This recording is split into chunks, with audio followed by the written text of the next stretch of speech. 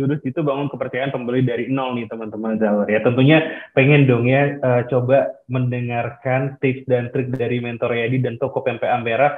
Dulunya di awal membangun toko gitu ya, kan tentunya nggak langsung jadi eh, toko yang paling dipercaya gitu ya oleh pembeli ya. Gimana cara membangun kepercayaan itu? Ya, betul Sarip. Jadi kan yang namanya kita pertama kali jualan, review belum ada gitu kan. Toko juga bednya masih bronze gitu ya, belum gold kayak sekarang kan. Pasti pembeli awalnya akan ragu gitu ya. Nah, sebenarnya teman-teman tuh udah kebantu juga sama Tokopedia yang sekarang, yang versi sekarang gitu ya. Karena zaman saya dulu tuh belum ada yang namanya Power Merchant. Jadi kalau toko tuh yang baru pasti levelnya bronze gitu ya, belum ada yang Power Merchant. Nah, sebenarnya salah satu itu ada promosi tuh yang bisa untuk meningkatkan tokonya buat dipercaya. Nah, tapi kita bahas dari awal ya. Oke. Nah, yang pertama sama kayak kita toko online juga, toko offline gitu ya. Teman-teman harus menata tokonya gitu kan. Masa tokonya ingin dipercaya, tapi tokonya berantakan, acak-acakan gitu kan. Misalnya saya jualan ini nih, misalnya jualan pempek ya. Nanti di etalasenya ada cuka gitu ya, jangan nyampur lah kayak gitu, nggak ada etalase. Maksudnya begitu pembeli mau cari cuka tuh dia bingung di mana etalasenya gitu ya, terlalu banyak produknya, dia harus ke halaman 2, ke halaman 3. Tapi kalau kita pecah ya, misalnya kalau produk misalnya brand ini nih, saya buat etalasenya satu gitu. Nah jadi ketika dia udah suka dengan brand itu, dia tinggal klik ke etalase itu. Jadi pembeli lebih mudah untuk mencari produknya gitu ya. Kemudian dekorasi toko, tokonya didekorasi ya. Jadi kan kalau misalnya toko offline pasang banner, kemudian kasih lampu misalnya ya. Nah kita juga kasih banner juga di halaman kita gitu kan. Nah bila perlu kasih voucher ya, voucher itu juga tampilin di bagian depan.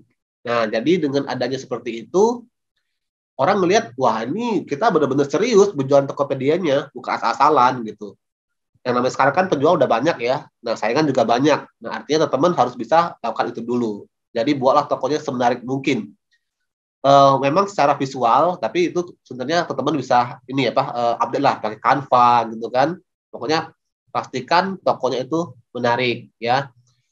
Kemudian produknya juga. Produknya kan beda dengan medsos ya. Kalau teman-teman misalnya sudah sering jualan di medsos, itu kan kalau misalnya jualan di Facebook atau IG, mungkin kalau foto lama kan ketimpa tuh, ya nggak ketimpa, maksudnya postingan baru muncul lagi gitu ya.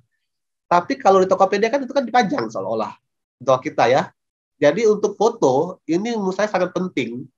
Teman-teman ketika mau mengupload produknya itu gunakanlah foto yang sangat bagus lah ya, yang benar-benar pilihan. Jangan fotonya sembarangan gitu ya. Foto pakai kamera biasa kemudian ditaruh di lantai misalnya, jual handphone taruhnya di lantai, lantainya ada retak gitu ya misalnya. Nah itu khawatirnya kan orang melihatnya, aku jadi ragu nih beli handphone ini gitu ya, taruhnya di lantai kayak gitu doang, kemudian lantainya retak-retak gitu ya. Nah gunakanlah langsung gambar yang bagus ya. Nah bila perlu jangan ambil gambar dari supplier, ambillah foto sendiri ya, jangan ambil dari supplier. Jadi maksudnya foto kita berbeda dengan toko yang lain ya. Jadi benar-benar teman-teman tuh ngambil buat foto sendiri gitu, beda dengan toko lain ya. Oke, kemudian yang tadi ya teman-teman yang masih belum ada penjualan itu teman-teman bisa langsung upgrade ke Power Merchant ya.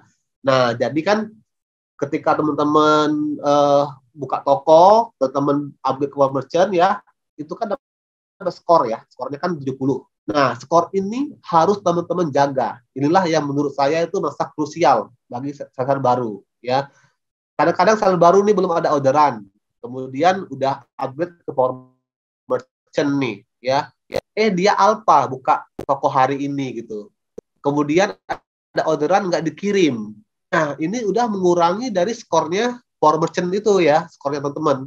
Nah, nanti kalau misalnya teman-teman lupa buat kirim produk, skornya kurang, nanti Power Merchant-nya akan hilang ya. Jadi kalau teman-teman baru, teman-teman udah upgrade Power Merchant, teman-teman harus jaga Power Merchant ini. Jangan sampai skornya kurang ya, Power Merchant-nya akan hilang ya. Ini sangat penting buat seller baru. Kemudian kalau kita masih baru, pastinya kita kan belum dipercaya sama si konsumen, gitu kan, pembeli. Nah, kita berikanlah yang namanya garansi. Seperti saya dulu ya, saya kan jual pempek tuh. Orang kan takut nih, saya jualnya di Palembang, kirimnya ke Jakarta. Ternyata waktunya 2 hari ya.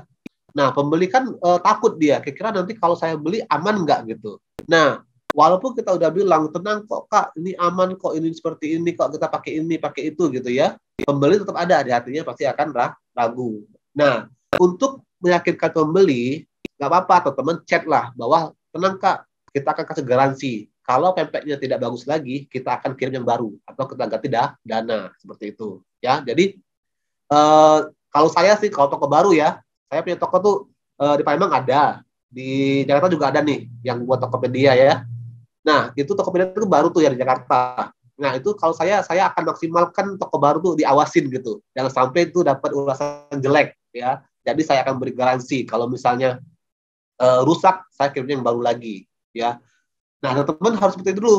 Apalagi toko yang baru tadi. Nah, kalau ulasan udah banyak ya, boleh teman-teman bukannya mengurangi ya, maksudnya coba pikirkan bagaimana caranya untuk meminimalkan kalau misalnya terjadi masalah dengan produknya teman-teman ya, entah itu kasih garansi atau yang lain gitu. Nah, kemudian teman-teman juga bisa tingkatkan ulasan positif dengan bintang 5. Nah, tadi kan teman-teman kan bilang juga tadi ya bahwa ada pengalaman tuh dari awal chat, kemudian kita juga kirim produk gitu kan.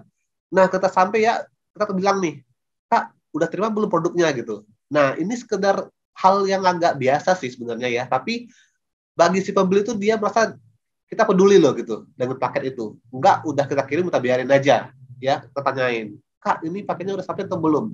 Kalau kayak saya pempek ya, gimana Kak rasanya Kak, enak atau enggak gitu.